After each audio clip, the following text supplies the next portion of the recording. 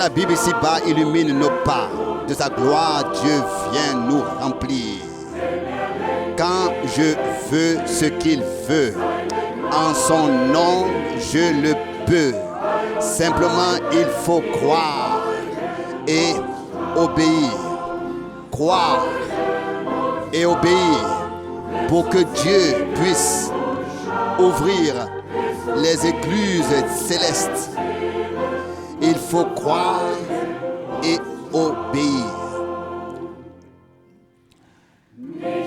Veux-tu la liberté, le bonheur, la santé? Que ton seul but soit de le servir. Car l'esprit n'est donné avec la joie, la paix qu'à celui qui veut croire et obéir. Croire, obéir, pour que Dieu puisse ouvrir les écluses célestes. Il faut croire et obéir. Les fardeaux, les labeurs, le chagrin et les pleurs, à mon bien Dieu les fait concourir. Ils deviendront au ciel des trésors éternels. Simplement, il faut croire et obéir. Croire et obéir pour que Dieu puisse ouvrir les écluses célestes. Il faut croire et obéir. Nous pouvons dépasser nos incapacités au dessein éternel, nous ouvrir de nouveaux horizons, une vaste moisson. Simplement, il faut croire et obéir. Croire, obéir, pour que Dieu puisse ouvrir les écluses célestes. Il faut croire et obéir.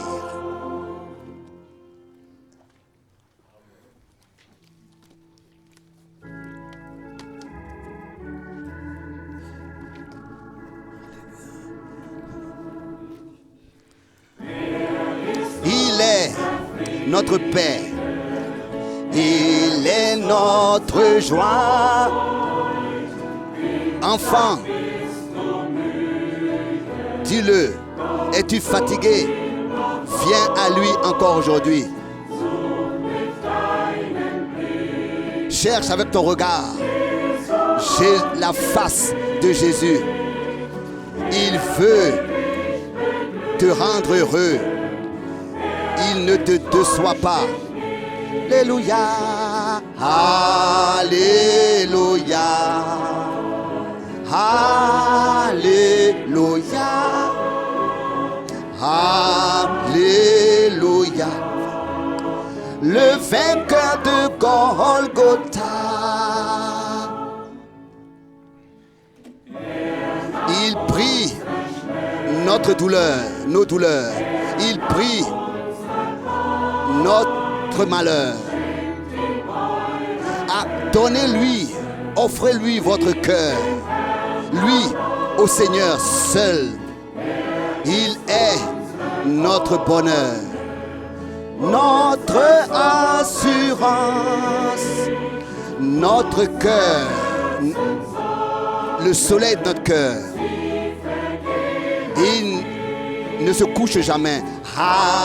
Alléluia, Alléluia, Alléluia, Alléluia. Le vainqueur de Golgotha. Il connaît nos chemins. Il est notre actions. il est nos actions. Aucun doute ne peut subsister. Jésus est notre repos.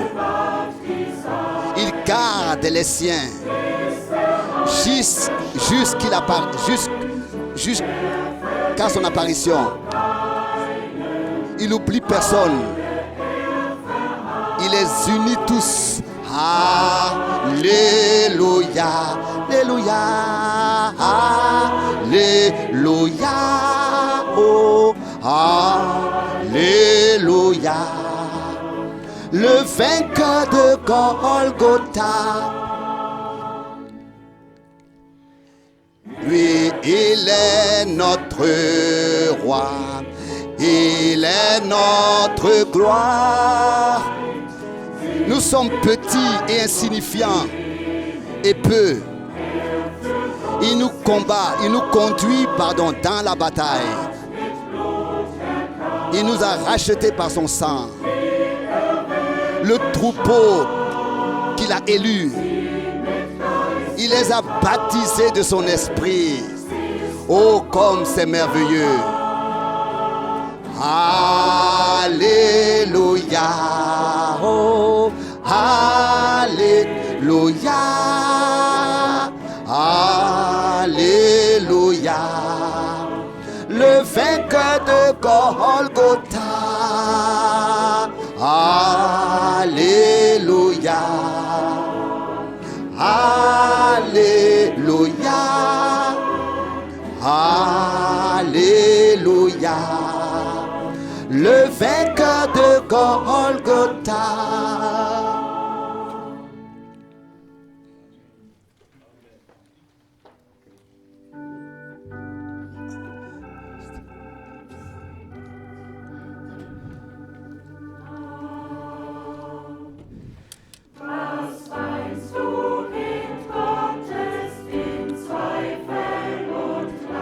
Pourquoi pleures-tu, toi enfant de Dieu, et dans le doute et la douleur?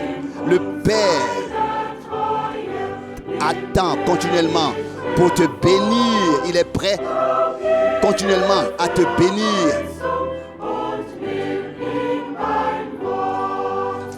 L'alliance de sa fidélité, il ne la retire jamais.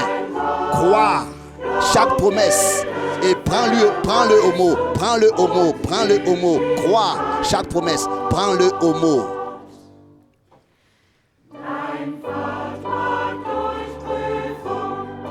Ton sentier pourrait passer par des épreuves et de l'obscurité, et que l'eau de la tribulation semblerait sans fond. Mais lui qui te garde ne retire jamais sa parole. Fais-lui confiance. Fais confiance à ses promesses. Prends-le au mot. Prends-le au mot. Prends-le au mot. Crois à chaque promesse. Prends-le au mot. Il s'est porté garant.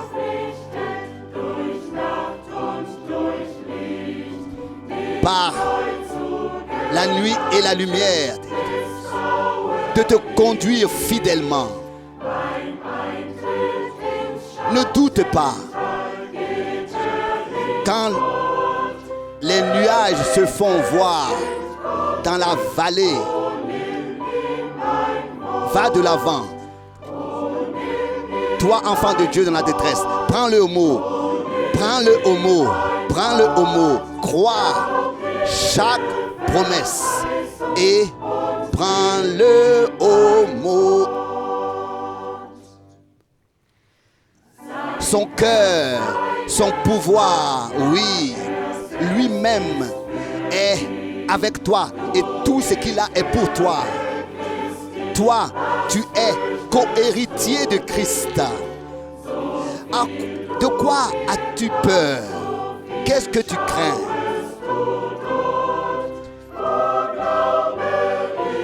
Tout ce que tu pourras croire ici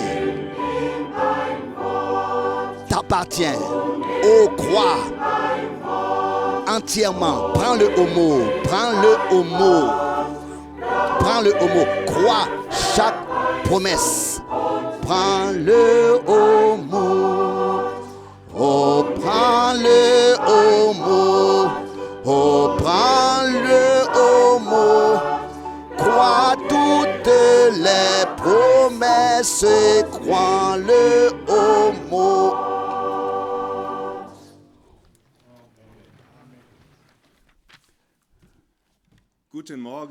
Bonjour, chers frères, chères sœurs. Très chaleureusement, je vous salue tous. Vous qui êtes venus dans le précieux nom de notre Seigneur Jésus-Christ, encore ce matin, pour ce service divin. Vous aussi qui êtes connectés, nous vous saluons tous fraternellement, chaleureusement. Que le Seigneur, ce matin, puisse nous bénir richement. Et si nous le prenons au mot, et nous le suivons, lui faisons confiance, alors nous repartirons d'ici avec une bénédiction. Pas avec quelque chose que nous nous sommes imaginés dans nos pensées, mais avec la bénédiction qui est promise dans la parole de Dieu. Au Seigneur soit la reconnaissance pour cela. Nous nous réjouissons de toutes les salutations qui nous ont parvenues, qui nous ont atteintes. Soyez certains que nous les recevons et nous les retransmettons à tous. Et ce matin, nous avons des salutations de Cuba, de tous ceux qui se sont rassemblés maintenant. Aussi nos frères de Bilbao, de l'Espagne, remettent leurs salutations. Et des frères, cette fois-ci, ont été empêchés de venir, mais ils ont laissé une requête. S'il y a des frères et sœurs en Espagne qui cherchent la communion, le contact avec les frères et sœurs, écrivez-nous un mail ici au centre missionnaire et nous pourrons vous donner le contact des frères et sœurs là-bas en Espagne. Nous voulons remettre et nous lever maintenant pour remettre la réunion au Seigneur et je demande au frère Rousse de venir devant pour conduire les cantiques. Père Céleste, ensemble, nous te disons merci. Encore ce matin, nous pouvons venir sous le coup de ta parole. Nous pouvons déjà dire, Alléluia, à toi soit la louange pour l'œuvre sur la croix à Golgotha. Ce que tu as acquis avec grande victoire, ce que tu as accompli.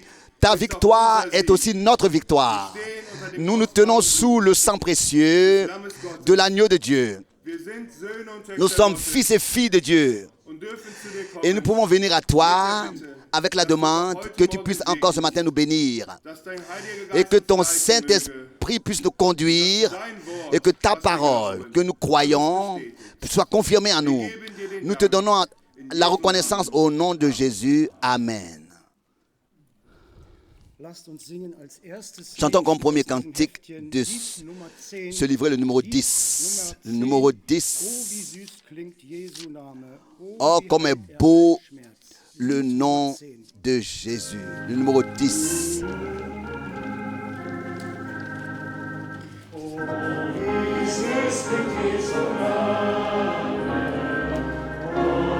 Quel beau nom.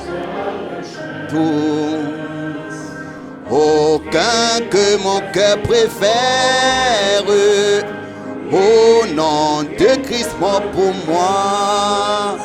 Quel beau nom,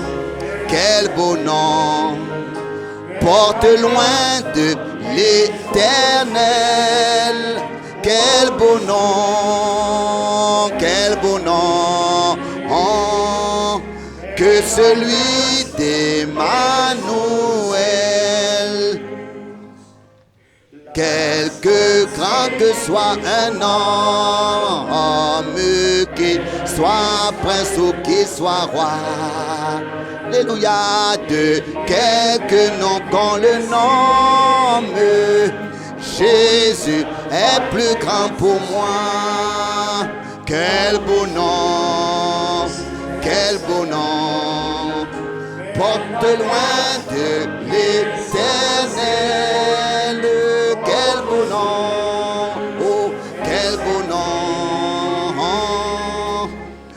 celui d'Emmanuel. Dans les mots, Jésus soulage et guérit l'esprit froissé. Il ranime le courage du cœur le plus opprimé, oppressé. Quel beau nom, quel beau nom. Porte loin de l'Éternel. Quel beau nom, quel beau nom, quel beau nom. Que celui d'Emmanuel. Quel beau nom, quel beau nom, quel beau nom. Porte loin de l'Éternel. Quel beau nom, quel beau nom, quel beau nom. Que celui d'Emmanuel. Amen. Oui, nous avons chanté. En lui, nous vaincrons l'ennemi. J'ai pensé à ce qu'il a déjà fait. Il a déjà fait sur la croix Golgotha. Il a déjà tout vaincu. Nous devons seulement, dans la foi, l'accepter. Tout sera en ordre. Oui, chantons encore comme deuxième cantique. Le numéro 9. Numéro 9. Quelle assurance. Le numéro 9.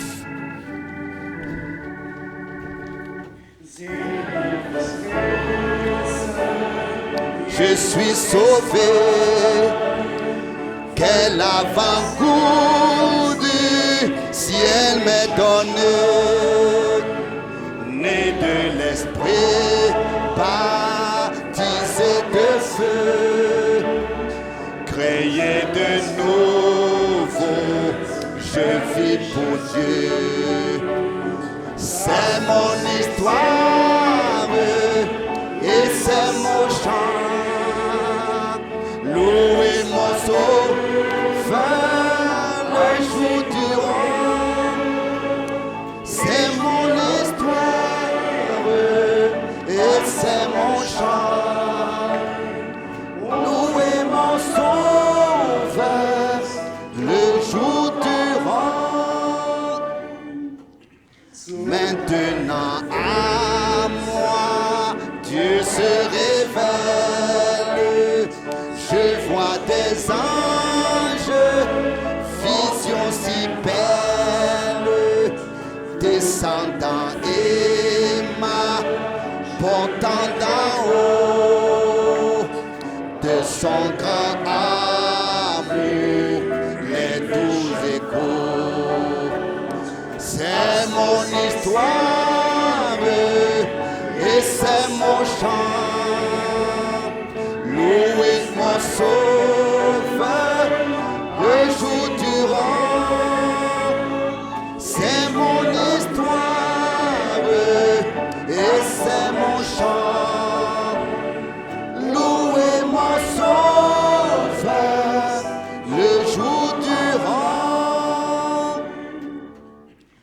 Quelle assurance, je suis en paix. La paix de Jésus durera jamais, plein de sa bonté, de son amour, tout prêt pour son glorieux retour. Alléluia, c'est mon histoire et c'est mon chant.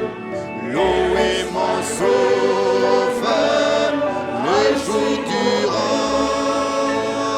C'est mon histoire et c'est mon chant.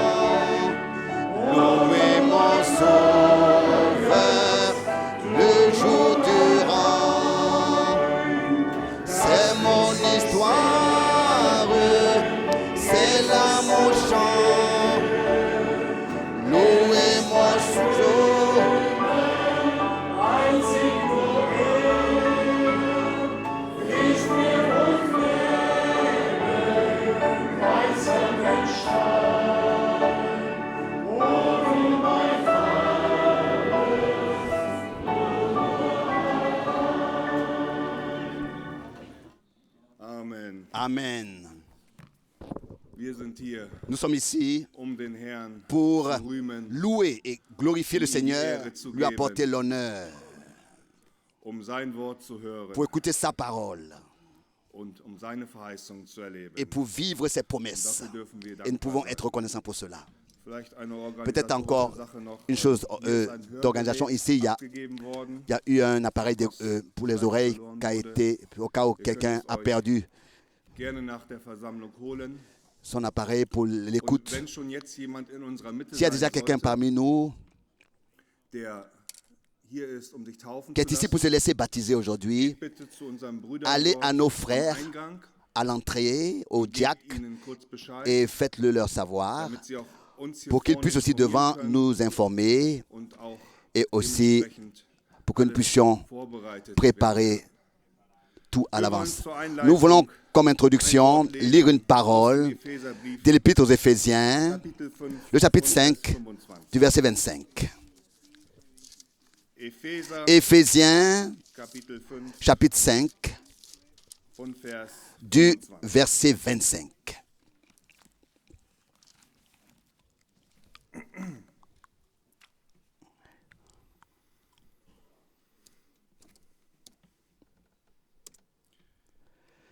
Ihr Männer, Vous, maris, liebet eure Frauen, aimez vos femmes, wie auch Christus comme die Gemeinde Christ geliebt a aimé l'Église und sich für sie dahingegeben hat, et s'est livré lui-même pour elle, sie zu heiligen, afin de la sanctifier nachdem sie durch das Wasserbad im Wort, par la parole après l'avoir purifiée par le bain d'eau, so die afin de Gemeinde faire paraître für sich selbst devant lui-même in herrlicher cette schöner Église hinzustellen, glorieuse, ohne Flecken sans tache, und Runzeln ni ride, oder irgendein ni rien derartigen de Fehler, semblable, vielmehr so, mais sainte dass sie et heilig irrépréhensible. Verset 28, Amen. Verset 27. wir können hier Nous pourrons mitlesen, ici lire et relire was der Herr ce que le Seigneur uns getan hat a fait pour nous und was et ce qu'il an uns tut. fait en nous. Unserem geliebten Bruder Frank, Notre bien-aimé frère Franck, kurz vor seinem Heimgang, avant son retour à la maison, Herz gesagt, il lui a été dit dans le cœur, mein Knecht, mon serviteur, ne te soucie pas. ich selbst werde mein Werk Moi-même, siegreich j'achèverai avec grande victoire mon œuvre. Und hier Et ici, lesen wir nous lisons Vers 27, au verset 27, so afin de présenter ainsi l'Église à lui-même dans une beauté glorieuse. Le Seigneur lui-même vollbringt sein Werk. achève son œuvre. Der Herr Le Seigneur lui-même vollendet sein Werk. achève son Nicht œuvre. eine Kirche, Ce n'est pas une communauté religieuse, pas un enseignement, nicht ein Mensch, pas un homme. der Herr selbst ist es. C'est le Seigneur lui-même Sein Werk et pas vollbringt. des hommes, mais le Seigneur lui-même qui achèvera son œuvre. Et dans Romains 8, au verset 30, nous lisons Diejenigen, que ceux qu'il a prédestinés à l'avance, hat er auch berufen, il les a aussi appelés. und die er berufen Et ceux hat, qu'il a appelés, il les a aussi justifiés. und die er Et ceux qu'il a justifiés, il leur a déjà donné Herrlichkeit verliehen. la gloire. Der Herr tut Le Seigneur le fait, c'est lui qui le fait. C'est pour cette raison que Paul pouvait aussi écrire aux Philippiens, dans le premier chapitre, im 6. Vers, au verset 6, il dit, je suis feste Zuversicht, convaincu dass derjenige, que celui der ein gutes Werk qui a in euch commencé une bonne œuvre en vous l'achèvera aussi Tag Jesu. pour le jour de Jésus-Christ. Judah konnte in seinem Brief Jude schreiben, pouvait écrire dass wir demjenigen, que unserem Gott, die Ehre geben sollen. nous devons donner la gloire à notre Dieu, qui est plus que capable, dans Jude 25, de nous faire tenir devant lui, sans tache, sans ride, et avec gloire, se tenir devant sa face. Und Paulus Et Paul hat es nicht nur ne l'a pas seulement vermag belassen. laissé à dire qu'il peut le faire. Il écrit aux Thessaloniciens dans 1 Thessaloniciens, au chapitre 5, au verset 25 et 26. Der Gott des Friedens Le Dieu de paix heilige euch durch und vous sanctifie entièrement völlig tadellos. et que vous soyez sans Möge tache, eure Seele, que votre âme, euer Geist, votre euer esprit, Leib votre corps sein. soient conserver pour le retour de Jésus-Christ. Il est fidèle, celui qui vous a appelé. Et c'est lui qui le fera. Alléluia. Amen. Aussi aux Corinthiens, Paul écrit, le Dieu fidèle. Il dit, le Dieu fidèle, au premier chapitre, qui vous accordera aussi la fermeté jusqu'à la fin. Nous reconnaissons que c'est le Seigneur. C'est le Seigneur qui achève son œuvre. Et avec victoire en chacun de nous, et nous croyons, et nous le recevons. Et nous remercions le Seigneur pour cela. Je voudrais encore lire un verset dans Éphésiens 2, le verset 10. Éphésiens 2, verset 10. Éphésiens 2, verset 10. Éphésiens 2, verset 10. Ici, il est écrit,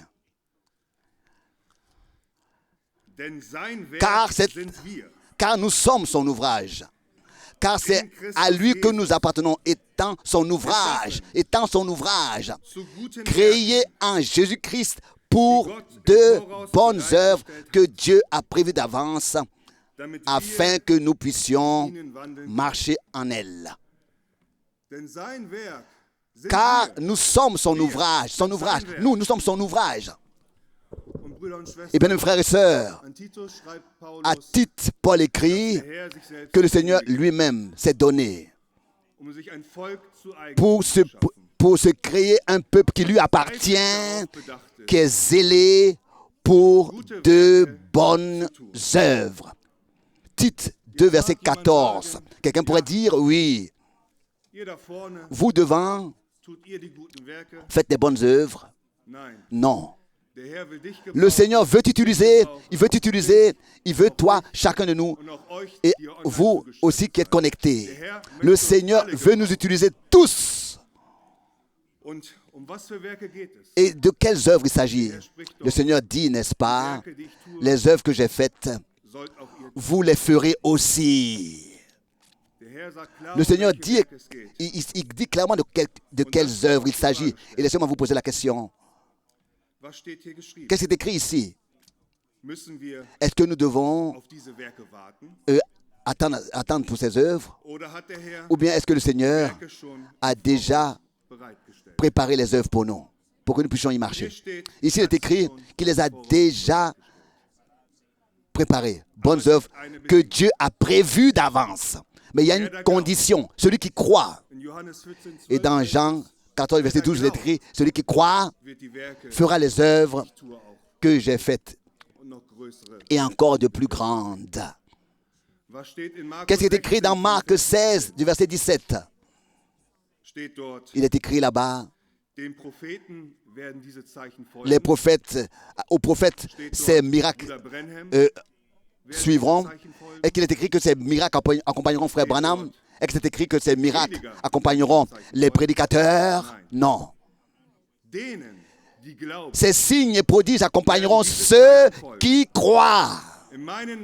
En mon nom, ils chasseront des démons, imposeront les mains aux malades, etc. Bien, mes frères et sœurs, mais cela est lié à la foi. Et prends-le au mot, nous l'avons chanté.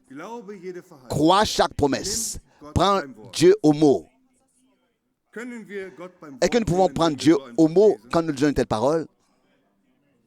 Est-ce que nous pouvons prendre Dieu au mot? Ou bien est-ce que nous avons encore une liste? Disons, oui, je crois Seigneur, mais j'ai encore ma liste ici. Tout cela sont mes conditions. Tu dois encore le faire en moi.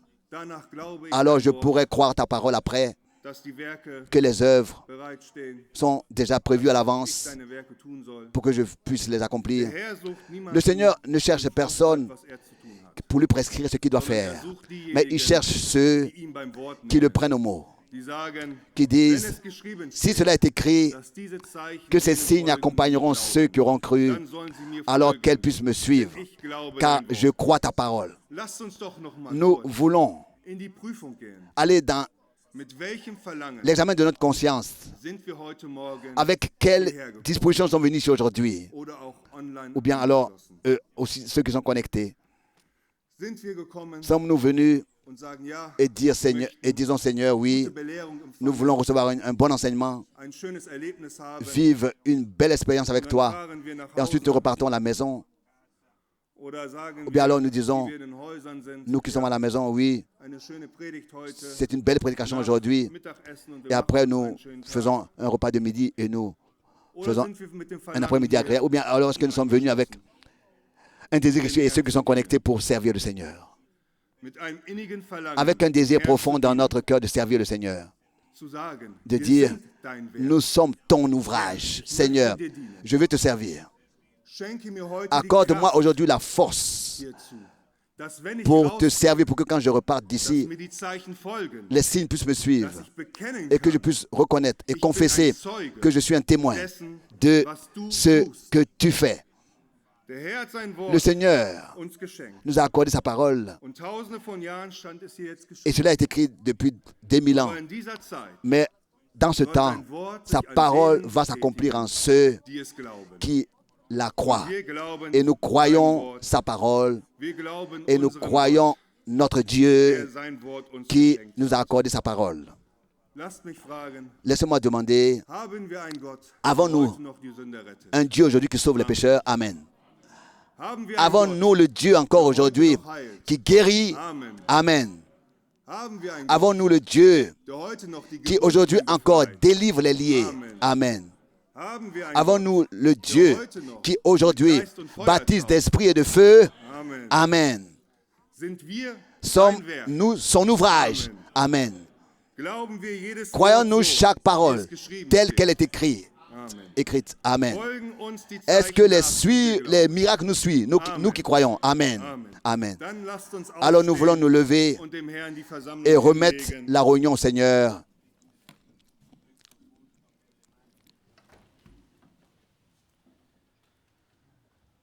Herr, allmächtiger Seigneur Dieu Tout-Puissant, Gott, wir danken dir nous gemeinsam te remercions für ensemble dein Wort, pour ta parole was du uns in dieser Zeit neu auf den Leuchter gestellt que hast. tu as placée dans notre temps Wir sind in demselben Geist, encore de manière nouvelle sur le champ de Dieu. Nous sommes dans le même esprit, dans le même wir enseignement. sind mit derselben Nous sommes Offenbarung, dans la même révélation. wie sie zu Anfang war. Tel que c'était au Du commencement, hast dein Wort wiedererstattet. tu as rétabli ta parole Wir haben es im et Glauben. nous l'avons reçue dans la foi. Wir sind dein Nous Werk sommes ton ouvrage und wir glauben, et nous croyons dass du dein Werk que in uns tu siegreich achèveras ton œuvre bringen wirst. avec grande victoire. Wir glauben, Nous croyons dass du durch die que Gemeinde par l'Église, dein Werk tu in dieser Zeit achèveras vollführen möchtest. ton œuvre dans ce temps, à travers l'Église, et que tu as déjà à l'avance Dies geschehen tout kann. prévu pour que cela se passe. Seigneur, Wir legen uns dir nous neu hin. nous remettons à ta disposition, nous nous consacrons à toi. Nous te demandons, Seigneur, Schenk uns die Kraft. accorde-nous la force, Wirke den Glauben in uns. produis en nous la foi qui t'est agréable, Lass uns mit jedem Wort que nous mitgehen. soyons, que nous suivions chaque parole qui nous est adressée. Confirme ta parole Dass wir nicht so gehen, pour que nous ne repartions pas tel que nous sommes venus ici, sondern dass wir Zeugnis mais que nous ablegen puissions rendre von témoignage dem, was du heute an uns getan hast. de ce que tu as fait aujourd'hui en nous, Dass du uns segnest, que tu puisses nous bénir dein Wort an uns bestätigt. et confirmer ta parole. Dafür danken wir Nous te dir. remercions pour cela, Jesu Namen. dans le Saint-Nom de Jésus. Amen. Singen wir Glauben. Chantons, crois seulement, crois seulement.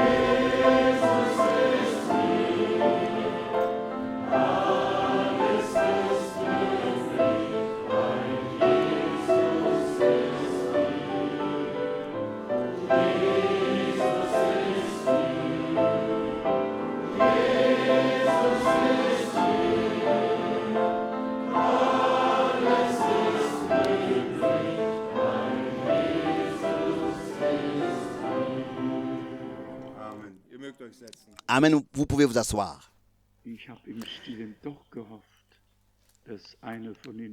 J'ai espéré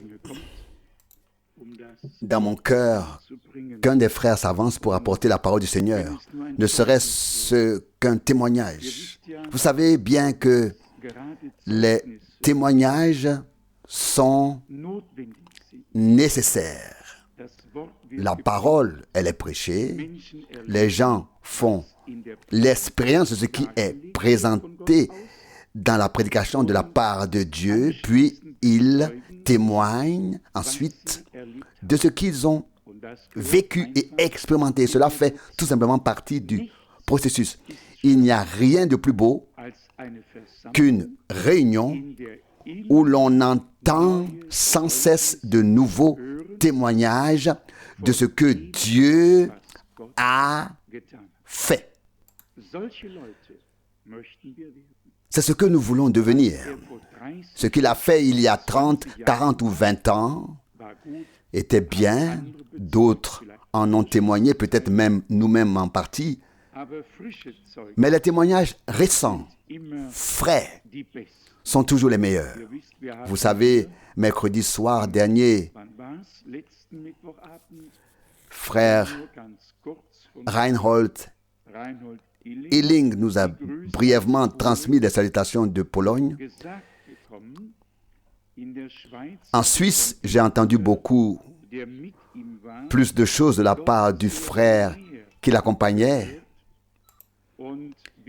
Et nous espérons vraiment que Dieu entamera une marche triomphale. Une marche triomphale pour la vérité, avec la vérité, dans la vérité. Et nous savons que Dieu recevra ce qui lui revient de plein droit. Vous aussi, vous avez été bénis, je le sais, et je l'ai entendu. À Zurich, les gens m'ont dit, je vais vous dire ce qu'ils m'ont dit avant le service divin. J'étais très fatigué et il y a des gens qui disent directement la vérité en face. En face, réellement. Et certains m'ont dit, frère Franck, tu as vraiment mauvaise mine. Et d'autres m'ont dit, tu es tellement épuisé. Et toujours dans ce genre-là, dans cette direction. Et cela ne m'a pas réconforté du tout, mais je savais qu'ils avaient tous raison. Mais quand nous luttons, nous combattons pour la vérité. Tout à l'heure, je me disais, frère Branham ou Jean-Baptiste, le prophète Élie et beaucoup d'autres avaient la belle vie. L'un pouvait se retirer dans le désert et apparaître quand l'Esprit de Dieu le voulait. Un autre allait chasser ou pêcher quand il en avait envie. Et d'autres faisaient aussi ce qu'ils voulaient pendant leur temps libre, si je peux appliquer ce mot aux serviteurs de Dieu. La question est seulement de savoir si un serviteur de Dieu a du temps libre, s'il a le droit d'en avoir, s'il a le droit de prendre des vacances, s'il a le droit de partir en congé. En Amérique, cela s'est réellement produit. Une grande pancarte était clouée devant la porte, qui était aussi une porte en bois, comme ici chez nous. Et il était écrit, le pasteur est en vacances, etc. C'est-à-dire, le berger est en vacances, les réunions sont annulées. Et un chanteur talentueux a vu le panneau et a immédiatement composé un cantique à ce sujet en faisant référence à Dieu. You find God always at home. Tu trouves toujours Dieu à la maison. Il ne prend jamais de vacances. Il ne voyage jamais. On peut toujours le trouver. Cet homme a composé 4 couplets et répété sans cesse dans le cantique. Et si ton pasteur est en vacances, tu trouveras Dieu chez toi. Toujours, tourne-toi vers lui. C'est ce que font les gens qui sont inspirés par l'Esprit de Dieu et composent des cantiques. Ce sont de très beaux couplets. J'aime toujours écouter ce cantique. Mais la question était de savoir si cela peut être ainsi, si cela peut être permis. Quand on me dit que je devrais prendre des vacances ou me reposer, je réponds, je te le promets, je le ferai certainement. Et ce, directement au bord de la mer. Et puis les gens écoutent au bord de la mer et demandent naturellement où veux-tu aller? Je réponds au bord de la mer de cristal. Et alors, bien sûr, ils me regardent encore une fois attentivement et écoutent ce que je dis au bord de la mer de cristal. Mais ce soir, j'avais vraiment l'intention seulement d'écouter. Est-ce que vous pouvez me croire? Oui, j'ai le droit aussi d'écouter la parole de Dieu. Je ne fais pas que prêcher tout le temps. Tout d'abord, j'aimerais savoir s'il y a une question parmi nous. Quelqu'un a-t-il une question biblique? Alors levez la main pour que je le sache. Qui d'autre? Bien. Ensuite, je vous demande vraiment, si des frères, à commencer par frère Rousse, puis tous les autres frères, ont une parole ou un témoignage à partager, n'hésitez pas. Quelle est la question? 2 Corinthiens 10, verset 6. Le verset correct, oui, verset 6, 2 Corinthiens 10. Et nous tenons prêts à punir toute désobéissance dès que votre obéissance sera rétablie dans son intégralité. Est-ce bien la question? C'est bien la question. Il s'agit donc de la question de l'ordre de l'Église, biblique, de la discipline et l'ordre dans l'assemblée biblique. J'aurais bien sûr eu un peu de temps pour trouver les passages bibliques nécessaires. Mais par exemple, dans Matthieu 18, le Seigneur lui-même donne l'indication de ce qui doit être fait avec une exhortation à laquelle Paul fait ensuite référence. Et il fait certainement référence ici à 1 Corinthiens 5. Nous verrons ensuite si cela s'applique, ce qui est probablement le cas. Dans Matthieu 18, il est écrit au verset 15, « Si ton frère a péché, va le trouver et reprends-le entre toi et lui seul. S'il t'écoute, tu as gagné ton frère. » Ces paroles indiquent clairement qu'il a fait quelque chose qui le perdrait. Il doit donc y avoir une transgression de la parole qui entraîne une condamnation, et la condamnation entraîne la punition. Il ne peut donc s'agir de quelque chose comme le fait d'avoir fait un visage de travers. La Bible ne dit pas qu'il faut réprimander quelqu'un parce qu'il s'est levé du lit du pied droit, mais bien parce qu'il a commis un acte qui est jugé et condamné comme un péché par la parole de Dieu. Et alors, une telle personne doit être réprimandée. Je relis cela. Verset 15. « Si ton frère a fauté, va le trouver et reprends-le seul à seul. » S'il t'écoute, tu auras gagné ton frère. Verset 16. Mais s'il ne t'écoute pas, prends avec toi une ou deux personnes afin que toute l'affaire soit établie sur la parole de 2 ou 3 témoins. Verset 17. S'il ne les écoute pas, informe l'assemblée. S'il n'écoute pas non plus l'assemblée, considère-le comme un païen et un publicain. Nous n'avons peut-être pas encore suffisamment souligné et mis en évidence ce domaine de l'assemblée locale alors que nous le devrions. Et peut-être ne l'ai-je pas fait parce que je n'en ai pas reçu l'ordre. Il était littéralement dit: ne fonde pas d'assemblée locale.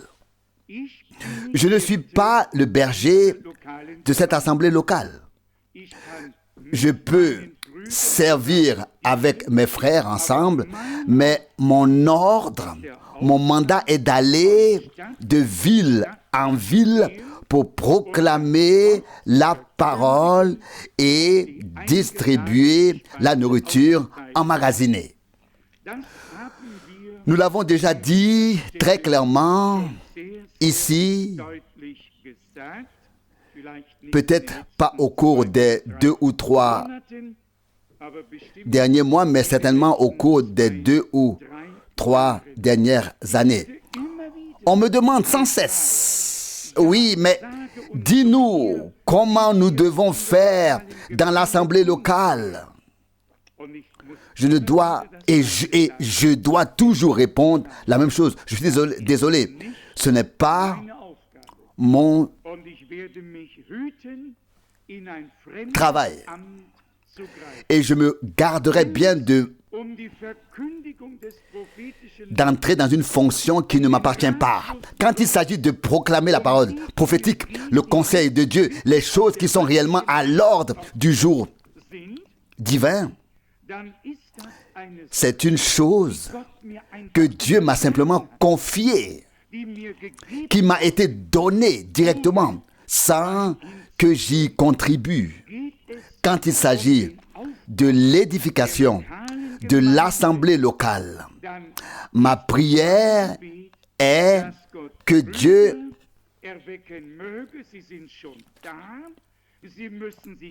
réveille des frères. Ils sont déjà là, mais ils doivent simplement se mettre à la disposition de Dieu et se laisser utiliser, être prêts à faire non leur volonté, mais celle de Dieu, et Dieu se chargera du reste. Je dois dire que ce qui concerne l'assemblée locale me tient sincèrement à cœur. Et je souhaite vraiment qu'une assemblée locale fondée sur la Bible et fonctionnant correctement puisse voir le jour en ce lieu avec tous les ministères, tous les offices, les anciens, les diacres, tout ce qui est conforme à la Bible. Êtes-vous tous d'accord? C'est ici que cela doit commencer. Mais comme je viens de le dire, il y a des personnes qui ont certaines limites. Par exemple, Paul a écrit à un endroit: je rends grâce à Dieu de n'avoir baptisé personne d'autre que la famille de Nicolas, car Dieu ne m'a pas envoyé pour baptiser, mais pour annoncer l'évangile. 1 Corinthiens 1, verset 14 à 17. Il y a des personnes qui ont été appelées par Dieu à un ministère bien précis. Et pour cela, Dieu les revêt, les équipe. Il guide leurs pensées par son esprit dans cette direction divine. Et personne d'autre ne peut emprunter ce chemin. Personne d'autre ne peut assumer cette tâche. Elle ne peut être enseignée. Elle ne peut être apprise. Elle doit être donnée directement par Dieu. Et c'est aussi ce que nous avons vraiment entendu de frère Branham. Vous vous souvenez de la vision qu'il a eue, ou plutôt que quelqu'un d'autre a eu probablement, Junior Jackson. Il a vu quelqu'un chevaucher un grand cheval blanc, puis un autre a essayé de repousser frère Branham et de monter à son tour. Et frère Branham a dit dans son interprétation, personne n'a le droit de faire cela à moins d'avoir été désigné par Dieu pour cela. Et c'était la fin. La fin était là. Celui qui voulait ne pouvait pas, et celui qui avait été envoyé par Dieu a alors poursuivi son mandat. Ensuite, au sein de l'assemblée locale, il y a des anciens qui ont différents dons, l'un pour reprendre, l'autre pour enseigner. Là aussi, la diversité est nécessaire, car les besoins et les tâches dans une assemblée locale sont plus importants que dans une réunion d'évangélisation. Quand je dis cela ici aujourd'hui, je le pense vraiment. Quand je parle devant 10 000 personnes dans une seule réunion, je ne connais aucun problème parmi ces 10 000 personnes. Mais si je parle ici devant 100 personnes, je connaîtrai probablement les problèmes de toutes les 100 personnes, ou peut-être seulement de 10, mais je les connaîtrai. Je peux donc y accomplir ma tâche, mon mandat, sans souci, sans me sentir accablé ou entravé dans mon service. Donc, notre tâche principale ce soir, si cela a déjà été abordé par la question, sera que Dieu ici, parmi nous, à partir du matériel dont nous disposons, forme quelque chose, fasse quelque chose, et que chacun soit bien disposé envers tous, que chacun soutienne tous les autres et que chacun sache que l'autre est avec lui et pour lui, sans qu'il soit nécessaire de le souligner. Et frère Rousse, je te le dis d'ici devant, ne crois pas qu'il y ait une seule personne dans l'assemblée qui ne te soit pas bien disposée, qui serait contre toi. Rejette cette pensée comme venant de Satan. Libère-toi de cela et tu verras que les choses avanceront avec l'aide du Seigneur. Dites Amen. Tu as entendu? Tous. Que tous disent encore une fois Amen, puis dites-le encore une fois. Cela peut arriver. Je l'ai dit uniquement parce que, bien mes frères, parce que je t'ai entendu un peu ici au moment où j'ai fait cette remarque, que ce soit un soupir ou un gémissement. Non. Cela ne doit plus se reproduire. Nous nous aimons dans l'amour divin tel que nous sommes. Je demande à tous, y compris moi, même et nous qui sommes ici devant, inclus. Nous avons lu ensemble le psaume 139 et il y a là un verset merveilleux. Je voulais le lire, ou plutôt je dois le lire maintenant pour souligner cette chose. Il s'agit du verset 15. Psaume 139, verset 15. Mes membres n'étaient pas cachés devant toi lorsque dans le noir j'ai été formé, tissé dans les profondeurs de la terre. Ni les tiens, ni les miens, ni les siens, ni ceux de quiconque n'étaient cachés devant Dieu. Et Dieu a fait chacun tel qu'il est. Et comme Dieu nous a acceptés en Christ, nous acceptons les uns les autres en Jésus-Christ, notre Seigneur. Romains 15, 7. Je n'ai pas de frère à transformer ou à remodeler, mais à respecter, à estimer, à honorer et à accepter tel qu'il est. Amen. Et cela est tout simplement nécessaire pour avancer avec le Seigneur. Tout comme nous ne pouvons rien changer à l'apparence physique d'un être humain, à sa taille, à la forme de son nez, quoi que ce soit, la seule chose sur laquelle nous pourrions tous avoir un peu d'influence serait notre poids. Mais nous n'y accordons aucune importance. Il s'agit ici de toute autre chose. Il s'agit ici de ne plus connaître personne selon la chair, mais selon l'esprit. 2 Corinthiens 5, 16. Paul a dit, et même si nous avions connu Christ selon la chair. Oui, imaginez un peu. Et il y avait là des frères, nos frères Pierre, Jean et tous les autres. Et un jet de pierre de notre Sauveur, alors qu'il luttait à Gethsémani, que sa sueur tombait comme des gouttes de sang sur le sol. Ils ont vu notre Seigneur dans son humanité, dans son combat. Mais je vous le dis, après la résurrection, ils ont mangé et bu avec lui et ils ne pensaient plus à ses souffrances. Ils voyaient le vainqueur de Golgotha, le Seigneur ressuscité, qui avait vaincu la mort, vaincu l'enfer et détruit le diable et qui était maintenant vivant parmi eux.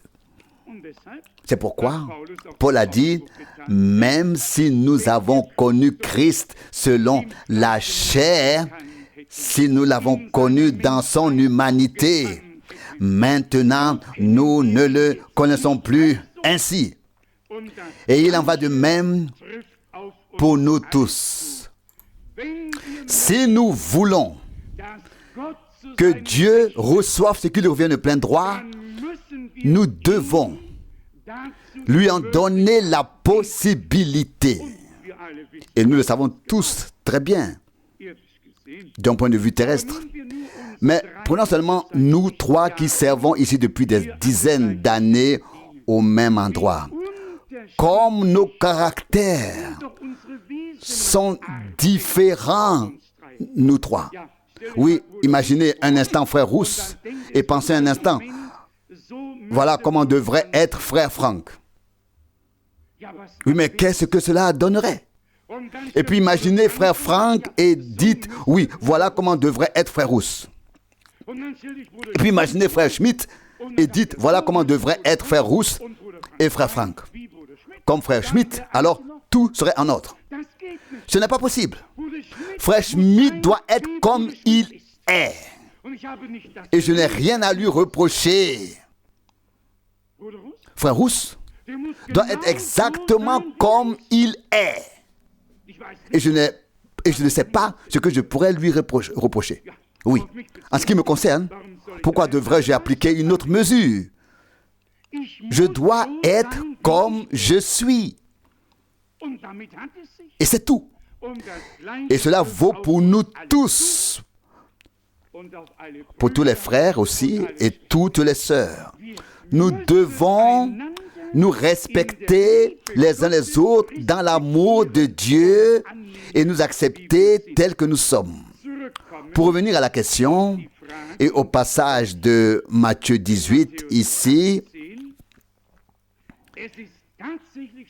il est vrai que si quelqu'un appartient vraiment à l'Église du Dieu vivant et qu'il a été pour l'être baptisé par l'Esprit dans le corps du Seigneur, mais qu'il commet une faute et refuse d'écouter ou d'accepter la parole de réprimande ou d'exhortation d'un frère, et que deux frères l'accompagnent pour lui dire la même chose, et que cela ne sert à rien, alors il doit être présenté devant l'assemblée selon la Bible, s'il vient encore. Car dans la plupart des cas, celui qui a pris une mauvaise direction a peu de chances de revenir en arrière, à moins qu'il ne revienne au point de départ, là où les choses ont commencé.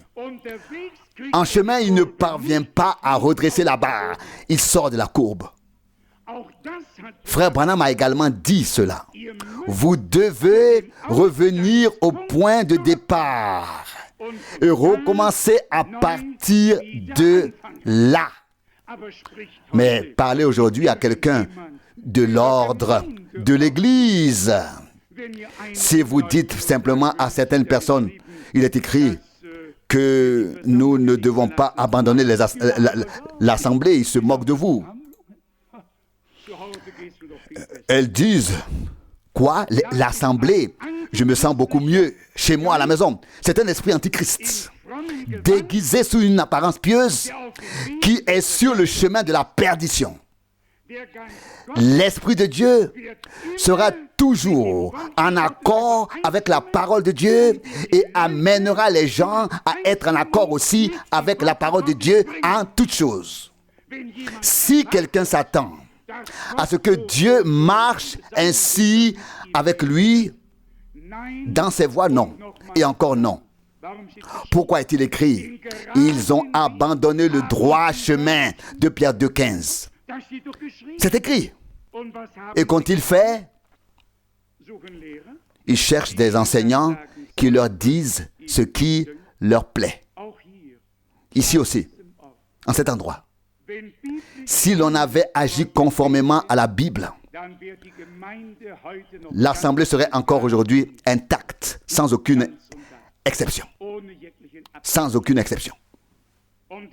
Et le temps doit venir et viendra où Dieu recevra ce qui lui revient de plein droit dans l'assemblée locale. Je crois en l'existence des assemblées locales.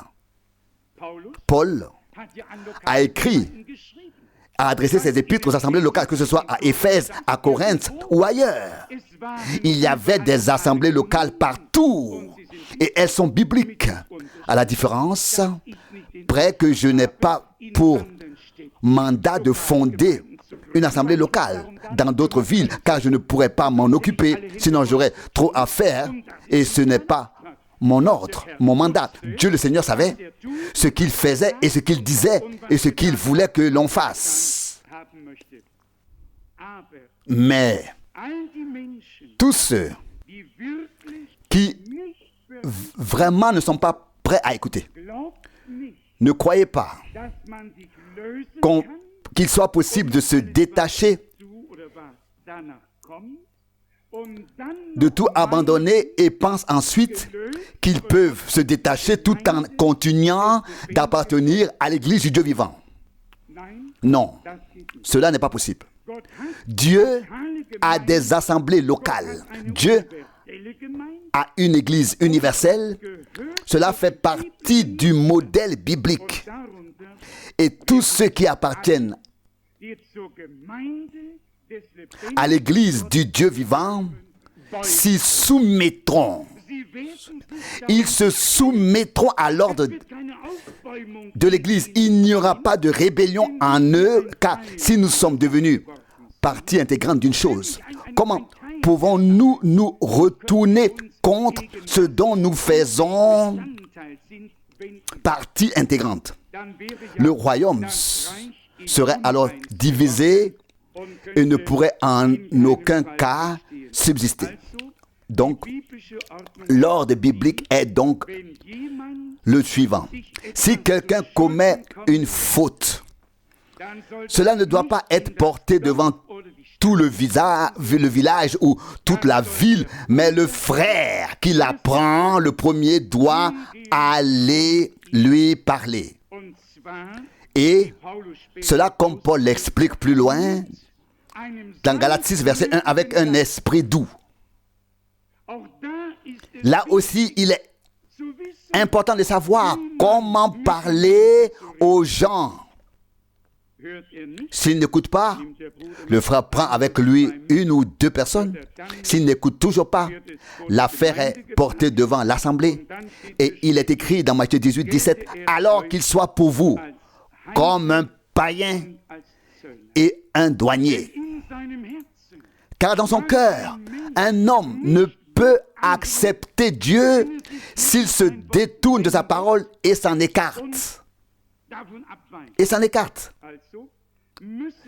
Nous devons donc mettre en relation ce qui est écrit ici dans 2 Corinthiens 10, verset 6, avec le passage que nous venons de lire, et aussi avec celui de 1 Corinthiens 5. Ici dans 2 Corinthiens 10, il est écrit au verset 4, « Car les armes avec lesquelles nous combattons ne sont pas charnelles, mais elles sont puissantes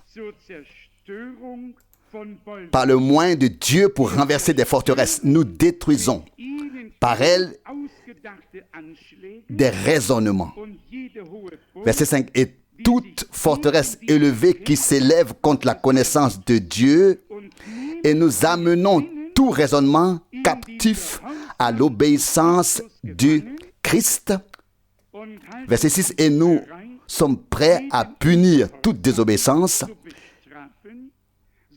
dès que votre obéissance sera rétablie dans son intégralité. » Si vous lisez le dernier chapitre de l'Épître aux Romains, les derniers versets, Paul dit dans Romains 7, verset 26, « Dieu m'a destiné à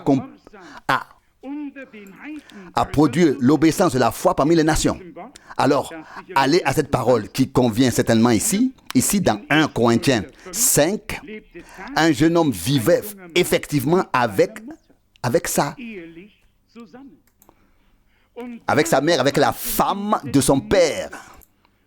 Et cela était déjà puni de mort dans la loi de Moïse. C'était un inceste. Cela ne devait pas se faire. Et voici un jeune homme qui prend la femme de son père comme femme et ne se laisse dicter sa conduite par personne. Et puis Paul dit dans 1 Corinthiens 5, verset 5, cet homme, nous le livrons à Satan. À juste titre, il ne s'est pas laissé dicter sa conduite. Il est écrit ici au verset 2, « Et vous êtes enflés d'orgueil, et vous n'avez pas été plutôt dans l'affliction, pour que celui qui a commis le péché soit exclu du milieu de vous. S'il est averti à nouveau, et que cela arrive, même devant l'assemblée, et qu'il y a transgression de la parole de Dieu, alors l'ordre doit être rétabli dans la maison de Dieu. Dieu est un Dieu d'ordre. Cela ne peut pas se passer ainsi dans la maison de Dieu.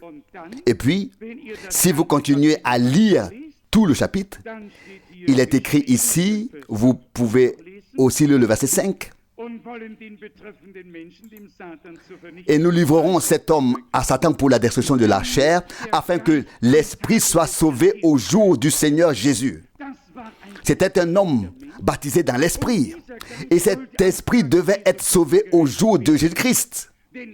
Car il est impossible que l'esprit de Dieu soit perdu. Donc l'esprit devait être sauvé au jour du Seigneur Jésus. Remarquez qu'il n'est pas écrit au jour du Seigneur. Le jour du Seigneur est autre chose, mais au jour du Seigneur Jésus. C'est le jour de Jésus-Christ, quand il reviendra pour prendre les siens. Maintenant ici, ça continue. Au verset, oui, on peut lire du verset 9. « Je vous ai écrit dans ma lettre de ne pas avoir de relation avec des débauchés. » verset 10, non pas d'une manière absolue avec les débauchés de ce monde ou avec les trompeurs et les voleurs ou les idolâtres.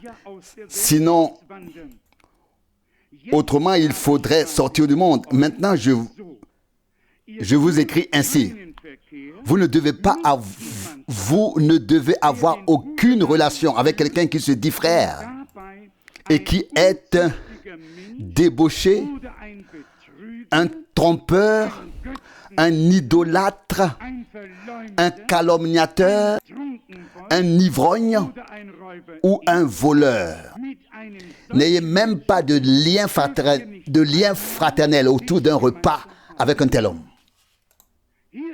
Voici toute une liste ici. Si l'on rencontre quelqu'un, comme c'est le cas ici, qui transgresse délibérément la parole de Dieu et qui ignore les lois de Dieu, et voilà qu'un jeune homme, comme c'était le cas ici, prend à son père, disons-le franchement, qui est devenu vieux ou a vieilli, il lui prend sa femme et se laisse aller, transgressant ainsi la parole de Dieu. Oui, cela n'est pas acceptable, cela ne pouvait être toléré. Mais même à l'époque, la discipline, la correction dans l'assemblée était probablement un point faible. On voulait garder les gens et ce qu'on a gardé, ce n'étaient pas des croyants, mais des gens rebelles. D'où les nombreux problèmes dans l'assemblée de Corinthe. Si nous lisons l'épître aux Romains ou l'épître aux Éphésiens, nous constatons que ces lettres sont structurées de manière très différente. Le thème est tout autre. Ici, toute une série de personnes sont même classées dans cette catégorie, y compris les fraudeurs, les trompeurs, les idolâtres. Si nous intégrons tous ces mots dans les autres passages de la Bible, nous savons alors quel poids ils ont. Et aujourd'hui, il y en a certainement assez qui laissent tout passer au crible et qui retiennent peut-être une chose encore mal interprétée. Mais même un calomniateur, un diffamateur n'a pas sa place dans l'Église du Dieu vivant. Et je vous demande à tous de prendre au sérieux une fois pour toutes la parole de Dieu dans son ensemble, dans son intégralité. Et alors nous nous porterons mieux et bientôt peut-être très bien. Comme il est dit ici, un trompeur, un débauché, un idolâtre, un calomniateur, un ivrogne, un brigand, un voleur, etc. N'entrez pas en relation avec eux. N'ayez même pas de lien fraternel autour d'un repas avec un tel homme. Paul poursuit ensuite au verset 12. « Car qu'ai-je à juger ceux qui sont en dehors de l'assemblée? N'est-ce pas à vous de juger ceux qui appartiennent à votre assemblée? » Verset 13. « Dieu jugera ceux qui sont dehors, écartés du milieu de vous, les méchants. » Oui, quelqu'un dira, oui, comment juger ici? Selon quels critères? Qui sera jugé et qui rendra justice? Qui va s'asseoir pour juger? Ici, personne n'a besoin de juger, ni de s'asseoir à gauche. Ici, seule la parole de Dieu doit être clairement proclamée. Et Jésus a dit, Jean 12, 48, ce n'est pas moi qui vous jugera en ce jour-là, mais la parole que je vous ai annoncée sera votre juge. C'est la parole qui prononce le jugement, pas l'homme. C'est la parole qui a l'autorité, pas le prédicateur, pas le frère. C'est la parole qui a l'autorité divine. Et avant que quiconque puisse exercer cette autorité divine, il doit être sûr qu'il juge clairement ce qu'il juge, et cela sur la base des Saintes Écritures, à la lumière de la parole. Et alors, ce n'est plus l'homme auquel nous avons affaire, Mais nous avons ici affaire au Dieu vivant lui-même qui nous donne une chance d'être redressés et corrigés. À qui peut-on encore dire quelque chose aujourd'hui? Soyez honnêtes. Qui voudrait-on aujourd'hui réprimander aujourd'hui? Qui? Le premier dirait immédiatement: balayez plutôt devant votre propre porte et tout serait déjà fini. La crainte de Dieu a disparu parmi les hommes. Et je l'ai dit il y a des années. La crainte de Dieu est le commencement de la sagesse divine.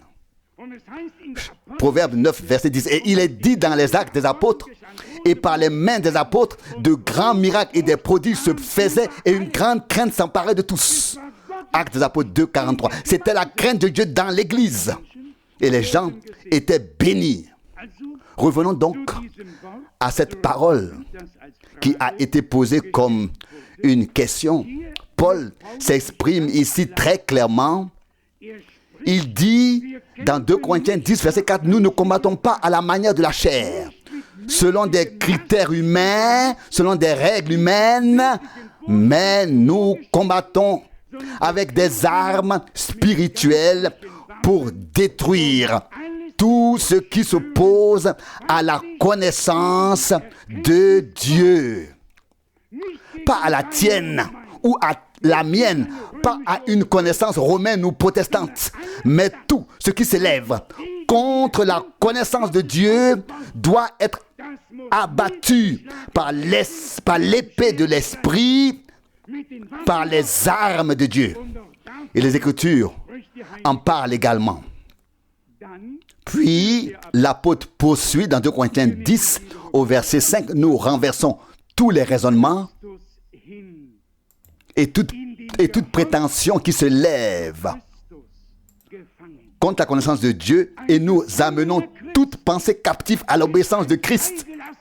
Un prisonnier du Christ est un prisonnier libéré de Satan. Ce n'est que lorsque Dieu t'aura complètement délivré, libéré, toi et moi, que nous serons alors prisonniers de Jésus-Christ. Et Paul pouvait dire, moi, prisonnier de Jésus-Christ. Le diable l'a frappé avec des poings. C'est vrai. Mais il n'avait aucun droit sur lui. Il doit en être de même pour nous. Que le diable nous frappe avec ses poings ou nous donne des coups de pied, cela m'est égal. L'important est qu'il n'ait aucun droit sur moi. Et il a totalement perdu son droit. Nous le croyons. Car Christ nous a rachetés. Il a payé le prix à Golgotha. Cela est dit très clairement ici, dans 2 Corinthiens 10, verset 6. Et nous nous tenons prêts à punir toute désobéissance. Tout le monde, n'importe qui, peut bien sûr griller un stop ou on peut être désobéissant. Les enfants peuvent être désobéissants. Tout le monde peut être désobéissant. Il s'agit ici de choses réelles qui concernent la parole et le royaume de Dieu. Il ne s'agit pas ici de filtrer le moustique pour laisser passer l'éléphant, mais d'avoir vraiment la grâce de discerner ce que Dieu exige réellement de nous et ensuite d'y répondre en sachant que nous devons l'accomplir. Verset 6 de Corinthiens 10. Et nous nous tenons prêts à punir toute désobéissance dès que votre obéissance sera complètement rétablie. Tout d'abord, l'obéissance doit être rétablie de manière générale, chez tous. Un respect, une considération pour chaque parole de Dieu, peu importe où elle se trouve, à qui elle a été écrite ou adressée. Je ne peux pas dire aujourd'hui, Paul a écrit cela à Timothée, cela à Tite et cela à Philémon. À Philémon, je dois dire aujourd'hui que ces choses m'ont été adressées à moi aujourd'hui. Il en va de même pour chaque lettre aux églises. On ne peut pas simplement dire, oui, c'est ce que l'apôtre, le Seigneur, a dit à l'assemblée telle et telle. C'est ce qu'il avait à dire à cette assemblée. Non, chaque parole qui a été adressée à chaque assemblée, Dieu a à l'adresser à chaque assemblée locale dans tous les temps, dans chaque âge et à chaque instant. Et nous nous soumettons à cela et nous nous y conformons. Ainsi, notre obéissance doit être totale afin que nous soyons en mesure de punir la désobéissance. Oui, comment voulons-nous faire cela? La plus grande punition qui puisse être infligée à un véritable enfant de Dieu, déjà sur terre, est l'exclusion de l'assemblée. Celui qui peut sauter de joie parce qu'il n'appartient plus à l'assemblée a soit perdu la raison, soit n'a jamais été croyant, soit ne sait pas ce qu'il fait. Une personne qui est exclue de l'assemblée, et ce n'est pas moi qui le dis, c'est ce que dit les Saintes Écritures, nous l'avons lu tout à l'heure. Une telle personne doit être considérée comme un païen, comme un douanier, un publicain. Et ainsi, une personne qui ne se soumet pas à l'ordre et à la discipline divine, à l'ordre divin de l'Église, se place automatiquement en dehors de l'assemblée. Et il n'est alors pas difficile de considérer l'assemblée avec toutes sortes de choses et de la charger de tout. Une personne qui appartient à l'assemblée la protégera, se placera devant elle, la défendra dans toutes les situations, à tout moment. Car il s'agit aussi de vous personnellement, pas seulement de moi ou de vous, mais de nous tous. Et nous voyons qu'il y a une différence entre appartenir à l'assemblée d'un point de vue purement extérieur et la porter en soi, dans son cœur, se savoir lié à elle en tant que corps du Seigneur, en tant que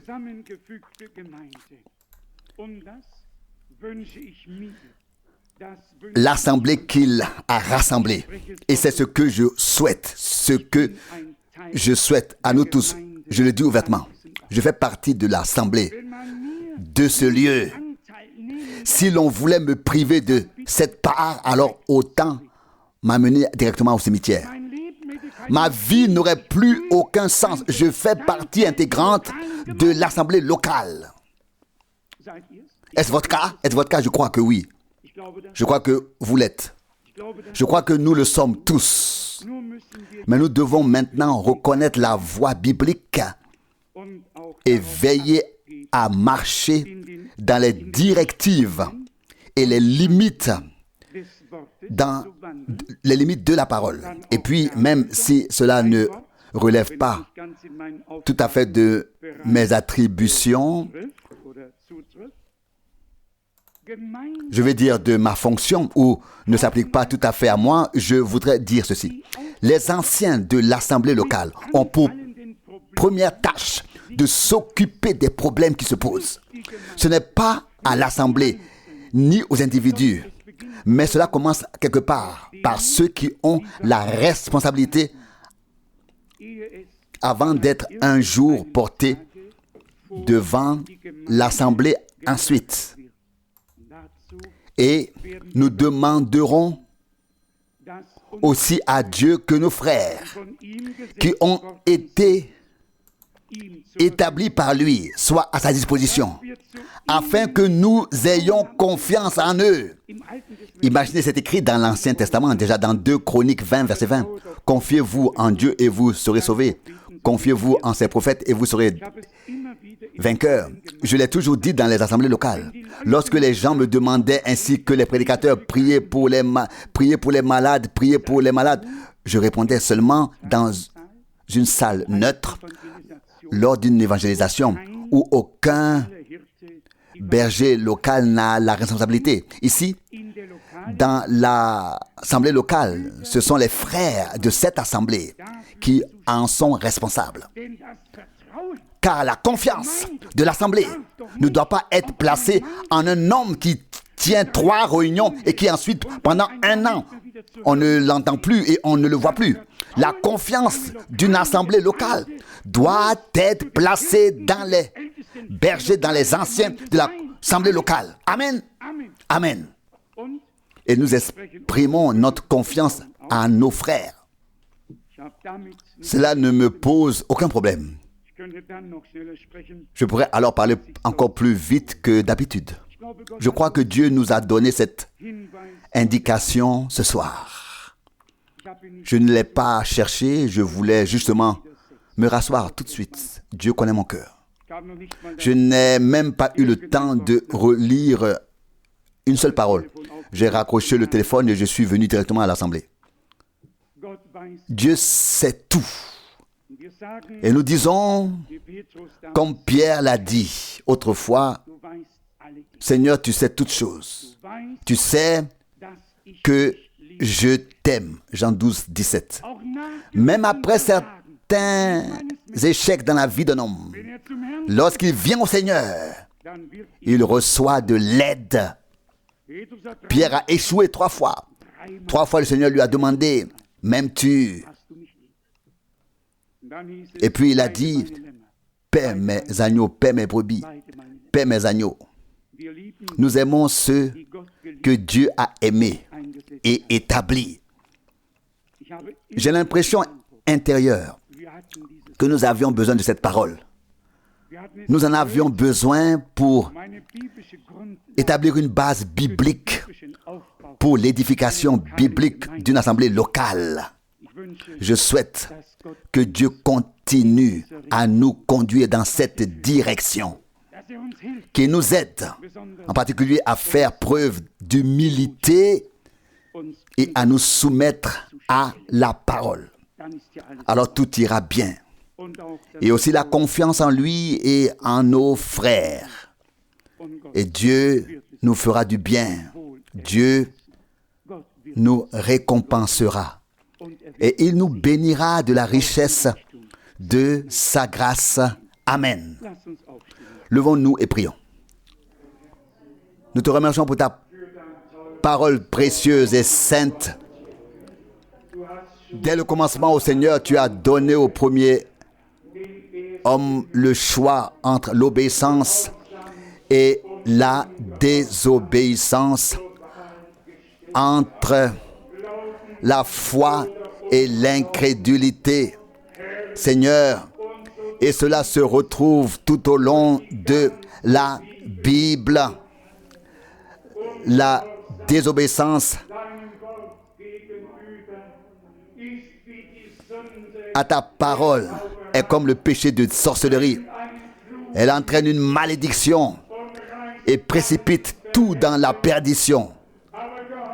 Mais l'obéissance, la docilité, comme il est écrit dans les Proverbes, sont un remède pour tout le corps. Seigneur, nous te remercions de nous avoir donné ta parole aujourd'hui. Nous te demandons de nous donner la force, la grâce, la compréhension et la sagesse afin que nous sachions ce que nous devons faire et comment le faire et que nous trouvions notre place. Bénis nos frères que tu as établis, ô Seigneur, et souviens-toi de moi quand tu agiras et feras quelque chose dans ton royaume. Ô Seigneur, je te remercie de tout cœur pour la part que tu nous as donnée dans la préparation de ton peuple, dans l'appel à sortir et la préparation de ton épouse. Seigneur fidèle, tu as pris le messager, mais tu nous as laissé le message. Et il se répand comme le son d'une trompette parmi les peuples. Avant ta venue, Seigneur, je t'en remercie et je te prie pour cette assemblée locale à laquelle j'appartiens. Seigneur, affermis-nous tous et renforce notre obéissance envers toi. Bénis tous ceux qui se sont recommandé à nos requêtes, à Sainte-Galles et partout ailleurs, Seigneur, partout. Tu connais les détresses. Accorde-nous l'autorité divine, l'autorité générale, d'agir en ton nom, selon ta parole. Adoration et honneur à ton Saint-Nom. Amen.